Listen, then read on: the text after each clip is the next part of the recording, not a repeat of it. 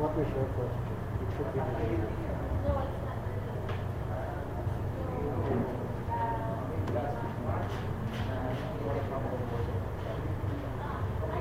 Good evening, everyone. My report is all about Malachi 4:5-6. There was a point coming of Elijah. The first coming of Elijah is,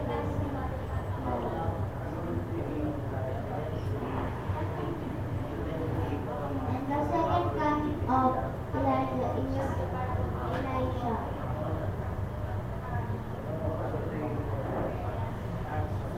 Elisha is the prophet of God, and the third is John the Baptist.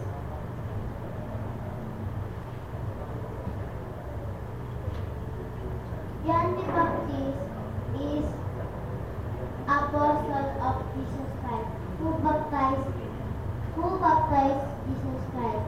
John the Baptist baptized Jesus Christ. And the fourth is Brother Branham.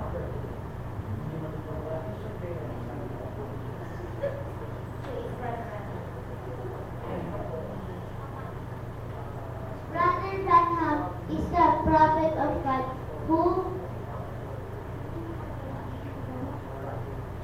who done the supernatural. And there was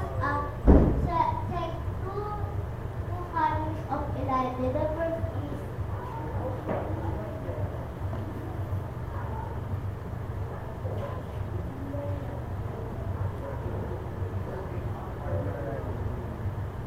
first is dreadful day of the Lord.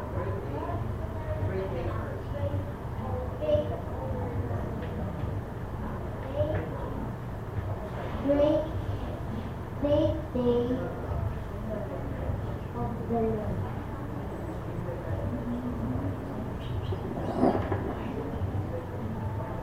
And the second coming of Elijah is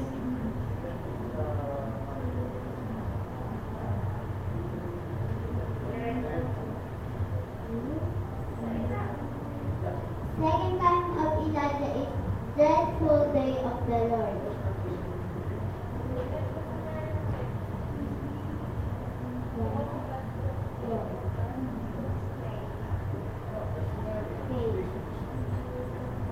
In chapter 6 says that he shall turn the hearts of the father to the children. Who is the heart? Heart is the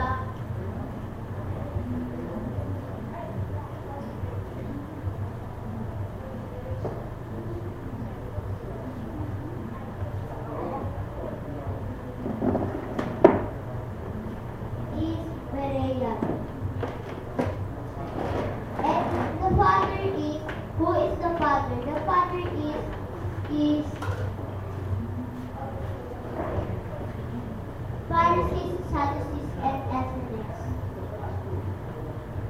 Pharisees,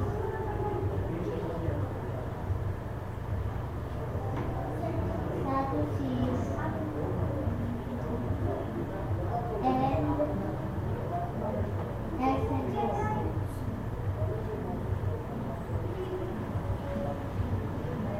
And the children is, who is the children? The children is like farmers, fishermen, and hiremen.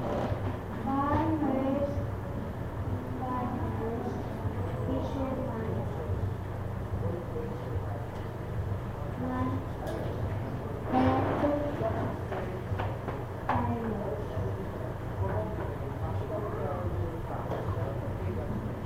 and that's all things.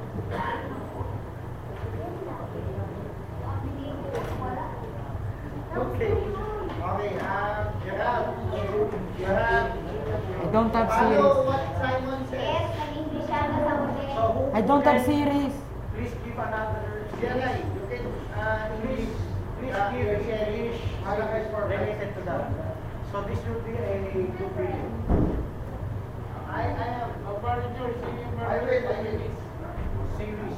All series. So sit down. the title is not there. Malachi 4, and then copy it, Simon, here. The Malachi chapter 4, verse 5 and 6 have two applications, the part A and the part B. So he will send Elijah, the prophet, before the coming of the great day and the dreadful day of the Lord. But I will focus on the original application because Malachi 4, 5, 6 is not for the Gentiles. Not for the Gentiles. So the great day is the great day of salvation. Simon, copy it. Copy it. When Christ born here on the earth. So the born of the Savior, Jesus. Then, the dreadful day of the Lord is not the Laodicean church age. The Laodicean church age, we call it, the seven church ages, we call it the end time. Why we call it end time? Please read Hebrews chapter 1, verse 1 and 2. Okay, anyone can read? Hebrews 1. This last days to us by His Son. What? Whom He hath appointed heir of all things. So last days is from the start when Christ was here on earth. So we call it the end time, the last days, the end time. So the dreadful day of the Lord is not the end time or the last days. So we cannot apply Brother Branham as the dreadful day Elijah. The dreadful day of the Lord is here in Revelation chapter. Can you search the terrible day of the Lord in your Bible? The terrible day of the Lord. Simon, copy it so that you can share it also to the that book of Revelation, the great and notable day of the Lord. If you search to your Bible, Mother Freddy, you have your Bible. Mother Pastor George, do you have your Bible there? Yeah. Can you search the word terrible day of the Lord or notable day? Notable day of the Lord. Or great day of the wrath. Okay, please read. For the great day of His wrath is come, and who shall escape all the time? Who? That is the dreadful day of the Lord, the wrath of God. So, meaning, the dreadful day of the Lord is not for the end times. It is part of the end times, end of the end times, but specifically, dreadful day of the Lord. So, the application of the dreadful day of the Lord is not, it is the tribulation period. For what? For what? The dreadful day of the Lord. It is for the Jewish, the Jew. So, great day of the Lord is for the Jew, for His coming, right? Christ come here for the Jew. So, Christ will return here for the Jew also, for the specific prophecy. Yes, for the specific prophecy of Malachi chapter 4, verse 5 and 6. Yeah, the turning of the hearts of the father to the children, and children to their fathers. So the bride is in the middle. The bride is in the, they are just, what is it, you have to call that? Iniugpong in Tagalog. They are just connected. grafted in. We are just grafted in here. So the original is John. John is Jew, right? Wait, do you parallel him into the Gentiles? Yes, it's Gentile. No. Why?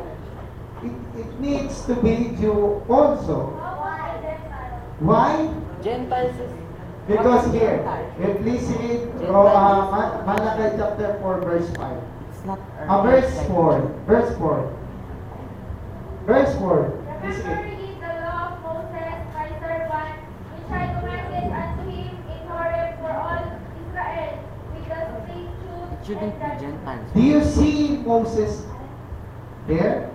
No. I got Yeah, Moses. The commandments of the Lord given to Moses. Remember, in Revelation chapter 11, 11, there are the two witnesses. Do you know why they are called witness? Why? Because they are two. What? Yeah, They are. that's really. They are. You call them, they are called witness because they are two. No. Should be The witnesses. two witnesses. Yeah. Plural. Yeah, because they are. Why they are? I just come into another picture. Okay. I can't understand you. There's no connection there. So they are witnesses because in the Bible, if you have quarrel with your brother, call another brother, you need to have witness. So two, it will be called witness. So two. So the two witnesses are Moses and Elijah. Here, you can see in Malachi chapter 4, verse 4, Moses and Elijah, Sister Yelay. Only Moses. Only Moses. Moses is in the verse 4. In the verse 5, Elijah. Elijah. Is that parallel or not? Parallel. They are parallel. Why? Because verse 4 and verse 5 is correlated. Yeah? Do you agree? Okay, let's read again. In verse 4. Please read verse 4. In Malachi 4, verse 4. Now, come on there. Hurry up. Wait, it's slow. Hurry. It's Time is slow. running out. Malachi 4 verse 4. Every individual that will share here, you need to speak English. Okay? Remember ye the law of Moses my servant, which I commanded unto him in Horeb of all Israel, with the statutes and judgments. Statute and judgment. On verse 5, Verse 5. Behold, I will send you Elijah the Whoa. prophet before the coming of the great and dreadful day of the Lord. so he's talking to the Jewish. Then the Lord will send Elijah for what? For The Gentile. no, for the Jew, Yes. right? That's verse 4 and verse 5 is correlated together. Like Revelation 11, Moses and Elijah. Yes. The two prophets, you can see the two prophets here. You can see the two prophets here. So how about William Branham? The Elijah of the Gentiles. The Elijah of the Gentiles is what? According to Amos, he is part of that, but not the final application. He's Elijah for the Gentiles. He's not Elijah for the Jew. Remember when Brother Branham, when he is planning to go to Israel, then the plane did not. I don't know what is the exact information about that, but Brother Branham was not able to come to Israel. But he wants to go to Israel. But the angel said to him, don't go to Israel. Why? Because he is not Jew. So the two witnesses. Yeah, the two witnesses are Jews. They are both Jews. So the Malachi 4:5-6, the great and dreadful day of the Lord is not the dreadful day of the Lord. Our traditional understanding, we place it here in the seventh church age, right? We are in the Messianic church age. Yes. We put it, Brother Branham here as the Elijah, but Brother Branham is Elijah of the Messianic church age. But the dreadful day of the Lord is Revelation 8. You get my point?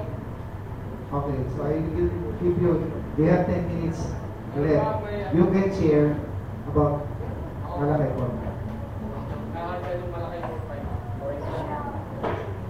Ay, buka na ba kayo? English. Hello. But if I even, or Francis, pwede mo, di mag-English? English. It should be in English because we are yes, we are Series recording. or subjective? No, series. Brother Freddy, series or explain to him what is series. Brother Brady, it should be We are still serious. in series type, so objective from me first. Then after 8, you can subjective. Ay, series po yun. Yeah, Yeah. still series type. Same understanding to Brother Francis. Ano ba yung understanding mo sa Malachi 4:5? One brother. You should have. Brother Freddy is reading the series Kasi type. yung Malachi 4:5-6, dati na natin yung ginawa about the doctrines of ano eh. Please speak English. Okay. It should have been Will serious. there be no series anymore? Okay. You wish to subjective. Subjective, he wants to subjective. Adelaide has series. Give Lennon chance first. Because she is objective from in series. Will you be objective in the series?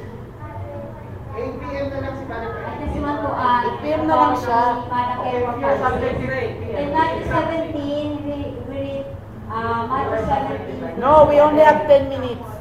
And Jesus answered and said unto them, the truly shall first come. It's 7:51. So the word shall, 8 ka na bro. Okay, okay. English siya, English. Ano yung ka papasok? so the word Hindi. shall. According to them, the Matthew 17:11, the word shall, the word shall is a futuristic, it pertains to the future. So when you say, if you say that Matthew 17:11, if you can say has, it means it is not future. It's already Past. done. But this word shall, according to them, the word shall is a futuristic, and the word two witnesses, according to the what I read, the book, he said that it's not alone. They have the different Elijah, according to them, because in the last day, sabi niya, in the last day, he said that the word two and two witnesses, and the word two is not alone. But Brother Branham and the other Elijah are alone. They are only the one who shouting the word of God. But these two witnesses is different because they have two, and they are, according to the Book of Revelation, according to the Old Testament, the word two and two only three, they are using the two words, witnesses, and two witnesses. They have word two, and not according to them, they are not alone. They have two with something. They have different Elijah. They are Moses and Elijah restoration. have the power of about the power of voices is different to Elijah. They have the spirit power of voices. Okay, Brother Freddy. Our Francis, okay. Okay. Naman, siguro ng English? No. Tagalog. Yan. English. English ka? Okay, yeah, English. Related. Yeah. Okay. Malachi 4:5-6. Remember you the law of Moses, my servant, which I commanded to Horeb for all Israelites with statutes and judgment. This Malachi 4, verse 4, yung great day dito, verse A, ano, isang A and B. The great day is pertaining to the 144,000. Okay, 144,000.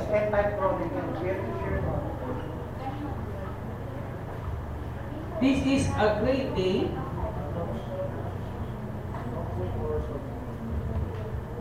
For 144,000.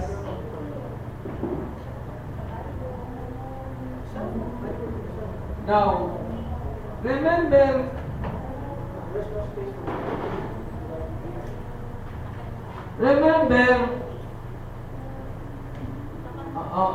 this is also pertaining to the strife for the Jew. This, the last week of Daniel is pertaining for the Jews. So the first 3.5 years, 144,000. That is the great day for the salvation of the 12 tribes of Israel. Now,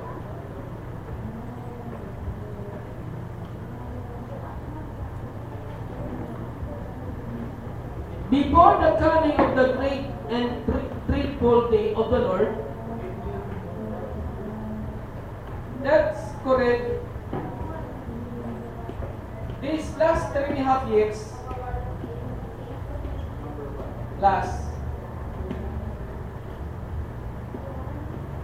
this is the threefold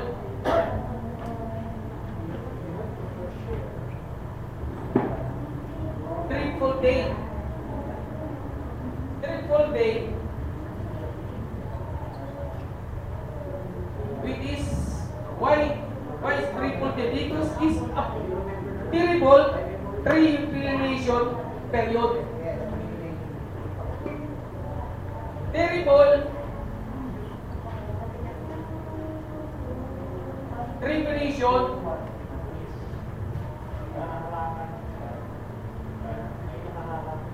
period. Now, this is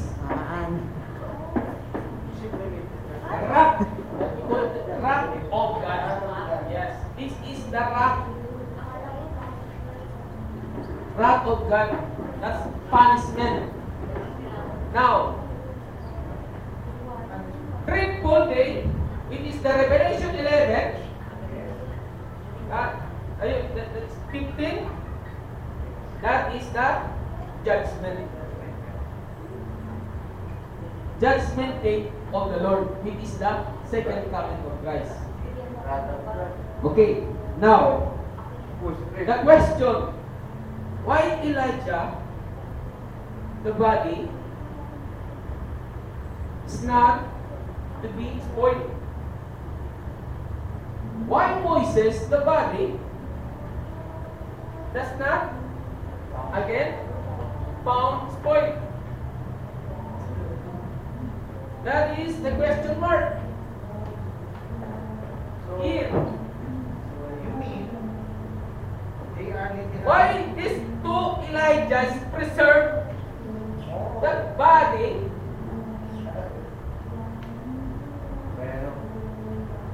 Why? What do you mean? There is a time, the day, in Revelation chapter 11, verse 3.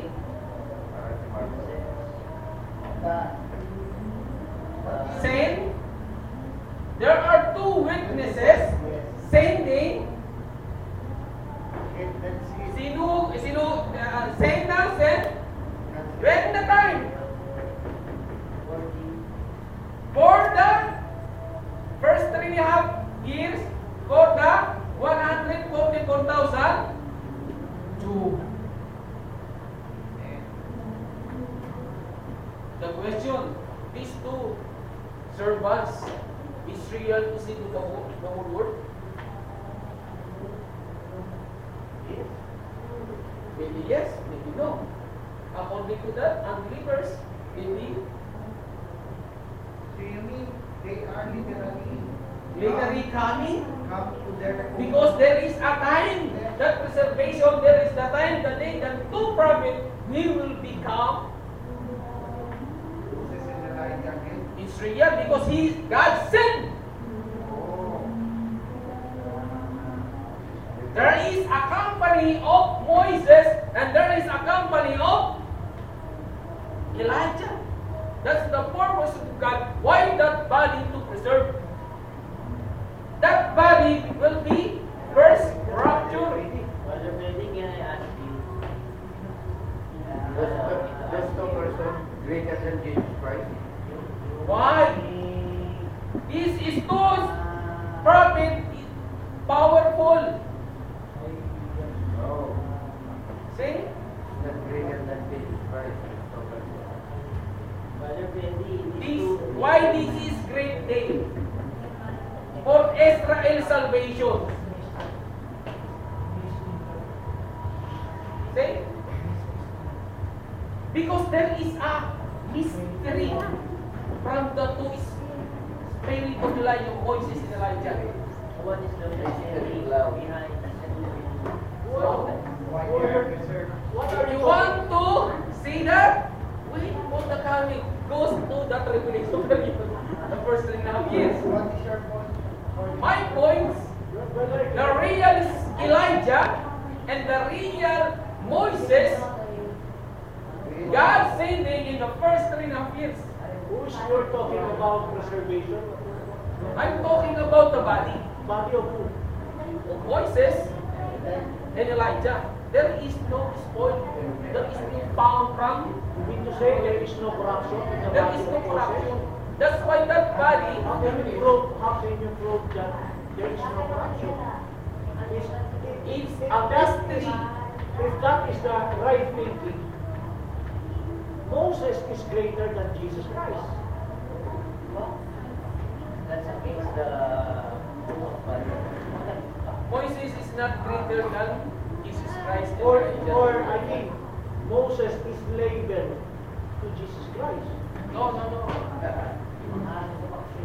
Because when Jesus Christ resurrected from the dead, God, Moses and Elijah goes. So if Moses did not corrupt his body, where is he on the day of his resurrection? Where is now? He's still not still alive, or he still remains sleeping on until the day. So how can you explain that? Maybe sleeping. But Why maybe? Because this is a mystery. But the New Testament said, all the saints of the grave shall be risen. Moses is included. He is a saint in the Old Testament. How come that he is not? Because there is a purpose. And he is still sleeping. Because there is a purpose of God. Why in Revelation chapter 11 verse 3, God sent him to the people of Elijah. It's not only instant him. Because that is the day that the time will come to first 3.5 years. The day that they come to the first 3.5 years. You believe that Elijah died?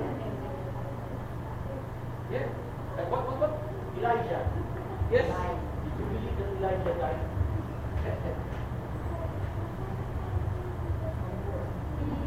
According to your statements, Moses and Elijah, they are present they are reserved on their garment. That body is changed into the, see, that body is changed into the, Glorified body. what happens like a bride of Christ.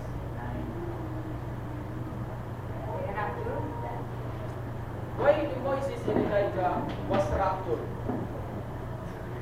And why the first Thessalonians chapter 4 verse 17 was raptured? And why he is coming in the last? To judgment ba? Is together to judge the world. The end of tribulation period. Me, the bride. Brother Freddy is in the Why? Revelation 11. Including to down to Jesus Christ. Why? The prophet is the spirit of Moses. I don't know. I Elijah. didn't. I don't think. Yes. You. Not Elijah and Because Moses I need to himself. open your eyes. Spirit. Just I want to open your eyes the wisdom of Christ. Why the bride of Christ together come here? And why the two prophets come here? See?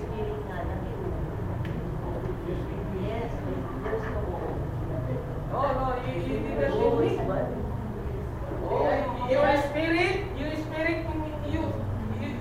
you did not receive the extra ordinary exciting. If you are the bride, why are you coming here to down? Because you cannot experience to drop your body from the dust to become a dust. See? We need to die after our glorified body. You see, in thinking about that, but your body become changed into incorruptible. Yeah? Thinking why the two prophets down here, why the brides down here? Because there is a mystery. There is a purpose. And that purpose, the coming. See? Look, right from Revelation chapter 11 verse 3. 11 verse 3. In 11 verse 3. Two, di ba? The two witnesses. I gave him power to the two witnesses. To send, di ba? To power. Why come here? And why also the revelation when it comes in Matthew chapter 24 verse 29 and 30? Diba? Why Revelation 22 is come to judge Pinda Israel, the 12 tribes of Israel?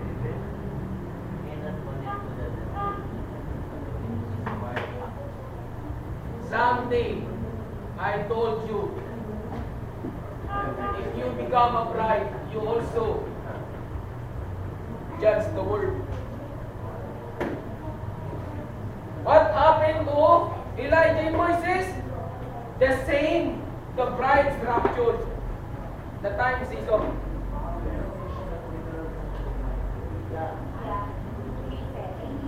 Then,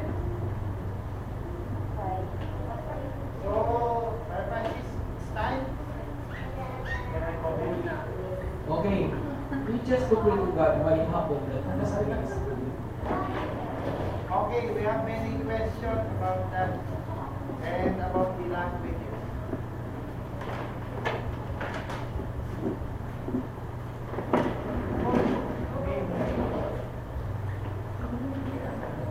So, Brother Gerald, what time? So, I know when. 8:08. Ingat po. No, Ay, dito. not the time. Here, What? How many minutes? it's 34 minutes. Already. Yes. So, I started at 34. 34.26. I started at 34.26. Yeah. abangan nyo si Moises ha. Tell me if it's 35, so it's convenient to cut the YouTube. Sabi sa Okay. Lord, that is true. It's ano, it's 45. 45, 46. Brother Freddy, I have something to say to you. Yes. If you see my revelation, 35 already? Yes, Huh? yes. Okay. Brother Freddy. Wait, should I cut it? No. Continue. I'll cut it in YouTube. Okay. Certified. It is very attractive for me.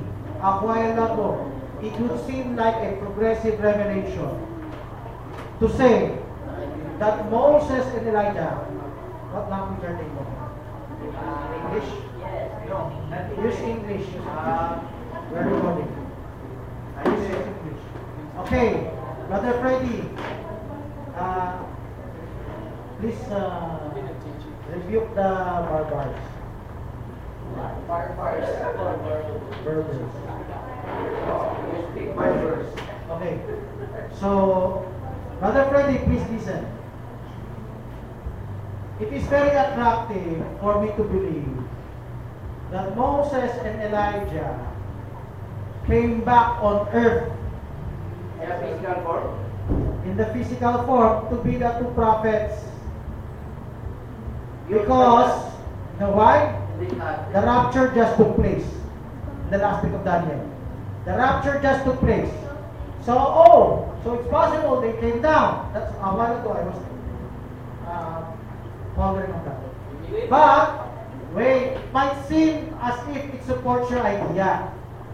As I came here, before you told me to come here, it will be similar to Eliseo Soriano's teaching. Let me tell you why. The teaching of Eliseo Soriano is the resurrected Old Testament saints in the time of Christ were massacred. I do not believe. No, let me tell you why. The two prophets, whether they're resurrected or not, It is wrong. the two prophets will be murdered. Yes, the two prophets will be murdered. Yes. So if the two prophets will be murdered, they were not yet in their glorified bodies. If they were not yet in their glorified bodies, their age is more than thousands of years, more than Adam. You see. So, either you believe like Eliseo Soriano, resurrected, then killed, or they never resurrected because they were taken to heaven, they never died. Whether they slept or not, they never died. So those are the contradictions. And final note. John the Baptist was written in the Bible, speak English.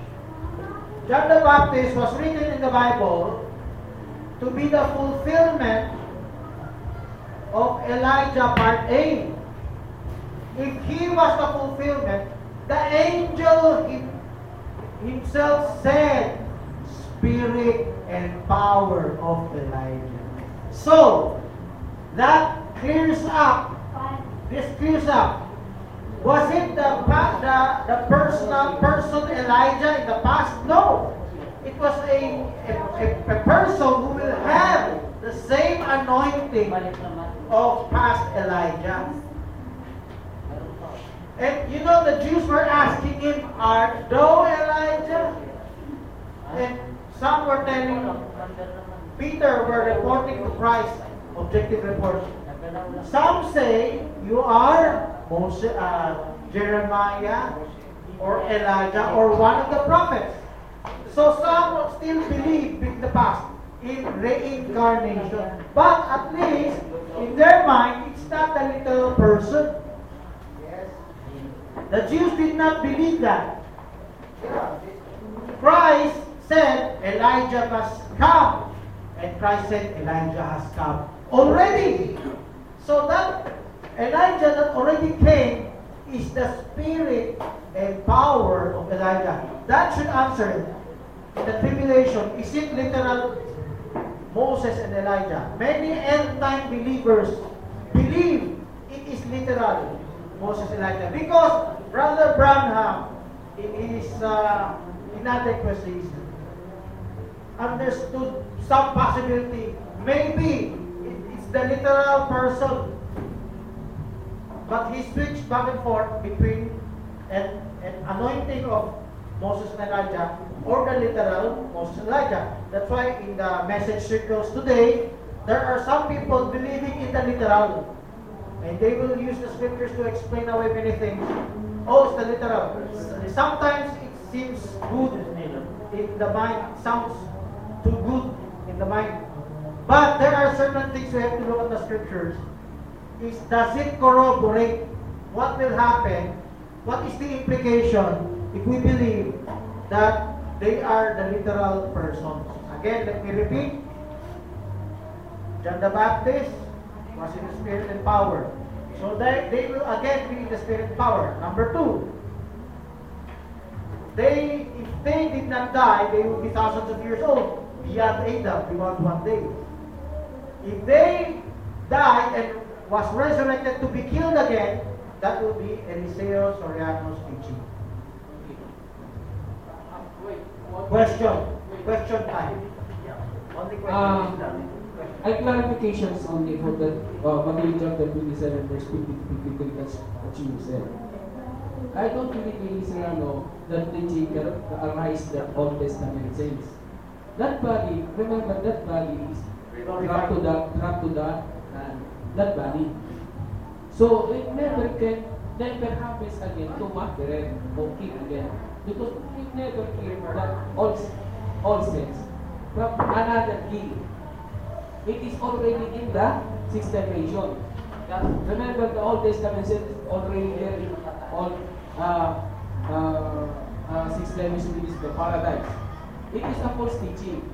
Why? Because you cannot do that already. But it is already resurrected by God. It is resurrected by God. Now, I believe that the two prophets, which is Elijah and Moses, does not experience about the body to his point. Now, why I told that the first 3.5 years that the spirit, that's the spirit of Elijah, Moses. But the spirit of Elijah is Moses. It's coming. I tell it is what you call it coming on earth to call that 144,000 to believe. Because 144,000 is not easy to believe. It's not easy to believe. To the two prophets, unless the two prophets come down. Now, I believe if the same pattern from the two prophets, if also the bride comes down and the end of Revelation. Moses died. We know the verse. You know, you agree? Yes. Moses died. Yeah. The angel Michael tried to contest the body. It's already a body. So Moses died. He did not live thousands of years. So if Moses died, it would be a resurrected Moses that will be killed in Revelation 11. That will be Elisoriano's teaching. Okay? You can kill again the resurrected body. Double dead. Double dead. So, only those Lazarus and those resurrected in the Old Testament, they were resurrected temporarily because they received life. They died again. They resurrected not with glorified bodies. But we're talking of this prophet Moses who resurrected again because he was dead. Who resurrected again. If he will be the literal prophet in Revelation 11, he should be killed again. Should be. So imagine you're killing a resurrected, glorified body saint, Old Testament prophet, Old Testament saint. Let me talk about resurrection. When Peter, James, and John saw a vision of Moses, Christ, and Elijah, that's a vision of the resurrection. That's a vision of when Christ rose from the dead, all the Old Testament saints rose along with him. He led captivity captive. So, Moses and Elijah, the person itself, went up with Christ to heaven. Okay? Now, Christ did not come back on earth physically to be the Lamb in Mount Zion for the 144,000, unless it's in the millennium already. So during the tribulation period, who was the Lamb that stood by the 144,000? Revelation 41. It was the Christ in the form of the Word. Whoever brought the message to them. And who were they? The two prophets. The two prophets also, like Christ, were modern persons having their anointing. Having the anointing of Moses, having the anointing of Elijah, representing Christ to the 144,000. So if it's not literal, it's representative word, then it's not yet meeting them eye to eye. When the 144,000 will meet Christ physically, literally, they will also meet Moses and Elijah. They will. But if they have not yet met Christ physically, they will not meet Moses and Elijah in resurrected bodies. What was killed was a modern person having their anointing. Even we will have their anointing, and we were killed all day long. Okay, continue. Other questions? Other questions? How many minutes? Okay, Brother George, any question? Freddy, Lito, Nana? Tagalog, Biman, Tagalog. So, Okay, this topic, you should practice to speak English. No more question on Malakay. Brother Gerald, how many minutes did I take up? I started at 35. It's 47 now. So that's 12 minutes. Yes. Too fast, too short. Maybe I can add something You should have added to the something. subject. Yes. Okay. Please help me out. Please ask questions. Just at least make it 20 minutes. Okay? 55. At least I need 55. So this dilemma. By the way, maybe among the denominations there are those who teach literally it's Moses and Elijah. Have you heard about that in the denomination? So Barbadan was actually mirroring, reflecting denominational points of view. Points of view, plural. You can read from his statements that he gathers from early denominational ideas. You can never say it's his original. Actually, most of what he taught came from them. Now you have to bring it back to the scriptures as he had instructed. So you could get the real message, the balanced message. Even if you commit some mistake, at least if you're Berean, repentant Berean, so at least God will lead you to more correction. Okay, so with regards to literal, is it literal? We have more than ample evidence in the Bible that he is in the they, the two prophets, are in the spirit and power of Elijah. So let me repeat the series report. The original.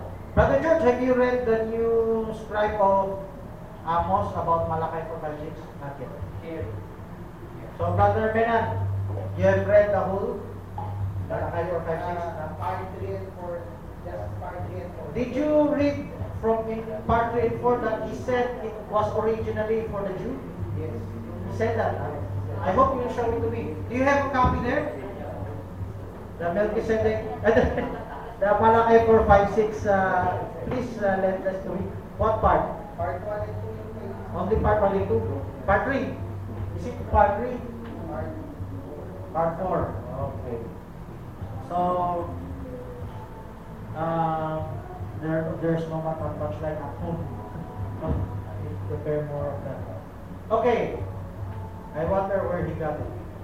I hope he could trace it. Question. Question to What is your question, brother? question is my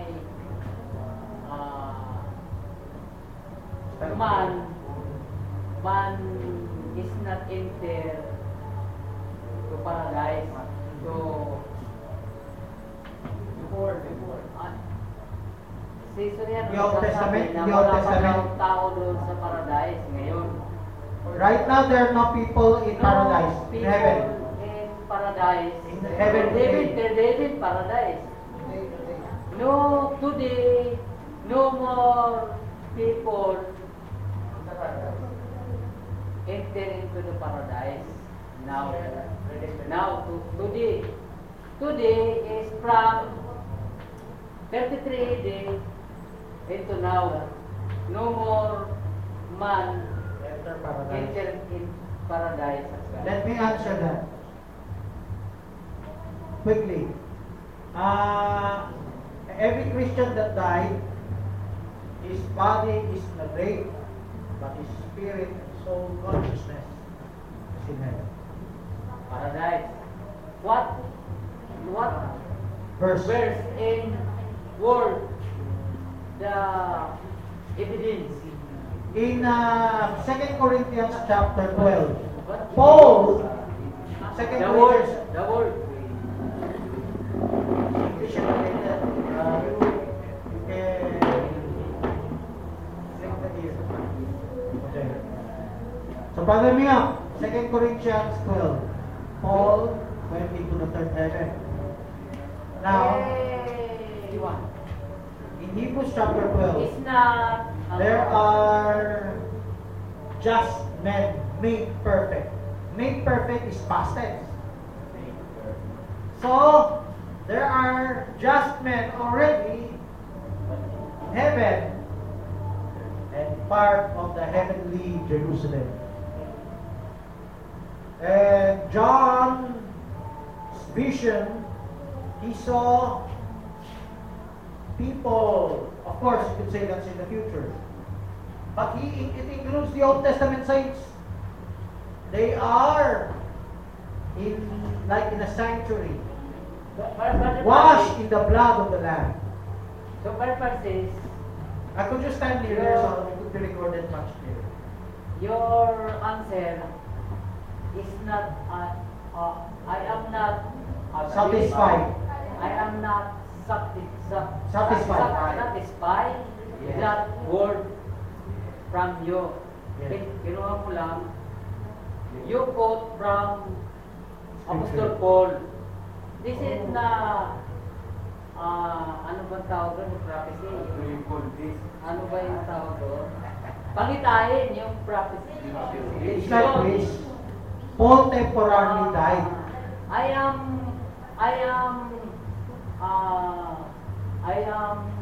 see the word,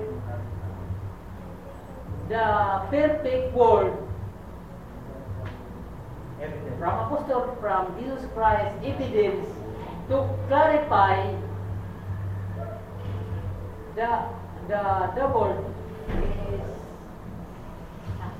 man enter to the paradise today. Today, So my answer. today, from the beginning of the Crucifixion. crucifixion. So, It's 54. so from crucifixion, Christ told the thief, "Today you will be with me in paradise." That is in the body. A while ago, I answered those Christians that died, slept. Follow up. Their bodies are in the grave, but their spirits and soul are in the presence of the Lord. Follow up. So shall we Jesus- be ever with the Lord. Jesus Christ speak the truth or false. So when Christ said, "Today you will be with me in paradise," he was telling the truth. When Christ went to hell, the thief was with him. When Christ resurrected, the thief was with him. So, alongside the thief, there are many other Old Testament saints that were resurrected. And he brought captivity captive. When he brought captivity captive, Ayaw ng paliwanag ba? Pero okay rin. they went to heaven. Do you agree? They went to heaven. They went up to heaven. Of course, in Acts chapter 3, only see Jesus Christ going up alone. So paradise. But others are not seen, are invisible. Matthew chapter 27, they were seen of many. Okay. Next question, next question. So, nalimutan ko. So, iba naman. Okay, so let me close Malachi 4:5-6. Okay. And Elijah. We can talk about heaven. And this is just Dimensional purpose. About dimensional. Okay, let's continue. How many minutes, Brother Gerald? 55, 56. 56? Should I stop? No. Even if it's a different topic, I'm gonna connect it. I'm just gonna have a hard time making up a time. Oh, Okay, let's Brother Francis, continue. pwede naman Tagalog. I know you can. Wait, Sister Lena, nasa Ako, English Brother Francis, question. kasi nakikinig ako kay Soriano. Wala pang tao nakarating doon sa paradise. I've been listening to Eli Soriano. Ang tanong ko dyan, yung sulpa at saka spirit nakarating na sa paradise? Brother Gerald, Kasi yung translate for the camera. The question of Brad Pastor No, if you just sit down and speak loud. Okay. Louder. The So question everyone of can hear. So, Brother Question of Francis, Pastor ano He nakapag- will repeat the question. Hindi, tapos na yun, iba naman. Alam ko rin, yung tanong ako din. But let me record it, ha? Brother Gerald, Okay na lang. repeat the question in English. Nakalimutan. Eli Soriano's teaching is, No one no one has yet entered has heaven. entered the heaven or the I paradise. have a short question. Brother Lito, you were with other end time before. Did they believe that no one has yet entered heaven? Because I remember Pastor Villagonza and Royal Soriano, they had a debate that no one has yet gone to heaven, and Pastor Villagonza proved from the scriptures that they were resurrected. And Royal has nothing to say. So did they have this belief that no one has yet entered heaven among the end time believers? Before, long time ago. You don't remember? Never mind. So, yes, it's Eli Soriano's teaching, no one has entered. You know why? A while ago, I told Brother Freddy, the teaching of Eli Soriano is, those who resurrected with Christ were killed again. Oh, Very funny. Ha ha ha. Purpose You should is- laugh about it. Okay. According to other that if you die, according to them, if they are Christian, if you are true believer, they will be in paradise of God. So what kind of paradise of God? Again, let me repeat what I said a while ago. If you die right now, you are like Lazarus who will be comforted far away. So, your body is in the grave. Your body is in the grave. You are not yet resurrected. You are sleeping. Yes. You're not tormented day and night. The Bible says you are sleeping. So, what is your disposition then? You are in paradise. Let me tell you what kind of paradise. You are not yet in your fleshly body. Like Brother Branham's experience, you have good dreams. Have you sometimes have a dream of heaven? How many of you have dreamt of heaven? How many of you have dreamt of the rapture? Yes, How many have good dreams before? Say amen. Raise your hand. Amen. Let me see the blessing of God in you. I did not experience that I am dreaming in heaven. No, not necessarily heaven. A good dream. How many of you has dreamt a good dream? And dream? All of you has right? Yes. Everyone does. Everyone does. People have good dreams and bad dreams, a nightmare.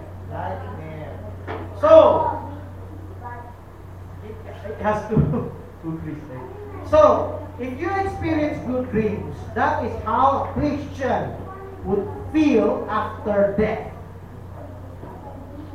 They will enter into the presence of the Lord. They are just men made perfect. They are awaiting the resurrection. Okay? So, if Paul temporarily died, remember, he temporarily died, he showed us what is the experience, the feeling of a Christian dying, a real Christian dying. What? The rapture, the joy. And you are not yet in your glorified bodies. Not yet. How much more you have your bodies? There were Old Testament saints that were with him already. He led captivity captive. How would Eliseo Soriano explain that? Did he have an explanation for that? Have you heard of his explanation on that? His explanation on Hebrews chapter 11, that they that were resurrected died again. That is so funny, so ridiculous, so stupid. Let me tell you why. If people see dead people rise up again, what will people say? They will run away in fear. It's scary. But in his version, it's the opposite. Those who rose again are in fear of the Romans. The Romans were going to go after them. As though the whole Roman Empire is after persecuting believers. No. The Roman Empire doesn't care what you believe, as long as you worship the Emperor. There was a time the Christians are not yet persecuted in Rome. There was a time. So, that explanation is ridiculous. According to other By the way, let me continue. Hebrews 11, open it up. If you read it carefully, those were not saints resurrected with Christ. Those were Old Testament people resurrected temporarily. They received their loved ones raised to life. That's the right context. He's explaining out of context. I hope you tell anyone of you this. Question. According to other levels, their dead are in the clouds. Level 4. The level 4. They are in the clouds. Symbolically. You know, symbolism are true. But it could be deceptive if you close your mind on that. They're waiting for the dropping body. Dropping Physical dropping. They have no details how their physical bodies will drop. Do they have any details? No. They don't want to talk about prophecy. So, as though it's just symbolism. So they cannot drop their body. Nice. Could you speak English? It's being recorded. Okay. Speak English at the back. Any more questions? No more questions? Let us cut it short. Should I You can. stop it? Stop.